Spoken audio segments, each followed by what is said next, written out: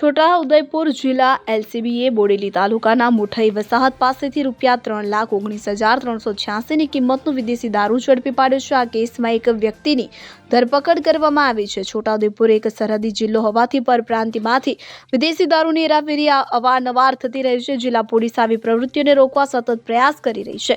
એલસીબીની ટીમે દારૂની વધુ એક ખેપને નિષ્ફળ બનાવી છે। એલસીબીની ટીમ બોડેલી વિસ્તારમાં પેટ્રોલિંગ કરી રહી હતી ત્યારે તેમને બાતમી મળી હતી કે મુઠઈ વસાહત પાસેથી એક અતુલ શક્તિ છગડામાં વિદેશી દારૂ લઈ જવામાં આવનાર છે। અને માહિતીના આધારે પોલીસે વોચ ગોઠવી હતી। વોચ દરમિયાન મુઠઈ વસાહત ગામ તરફથી આવતા અતુલ શક્તિ છગડા નંબર GJ23AD2634ને રોકવામાં આવ્યો હતો। તપાસ કરતા છગડામાંથી ₹3,19,386ની કિંમતની વિદેશી દારૂની 1158 બોટલો મળી આવી હતી। પોલીસે દારૂ અતુલ શક્તિ છગડો અને મોબાઈલ અને રોકડ સહિત કુલ ₹5,25,186નો મુદ્દામાલ જપ્ત કર્યો છે। આ મામલે છગડા ડ્રાઈવર વહાબભાઈ આરીફભાઈ મેમણ રહેવાસી કોહિનૂર સોસાયટી જકાત નાકા પાસે ભાલેજ રોડ આણંદની ધરપકડ કરી કાયદેસરની કાર્યવાહી હાથ ધરવામાં આવી છે।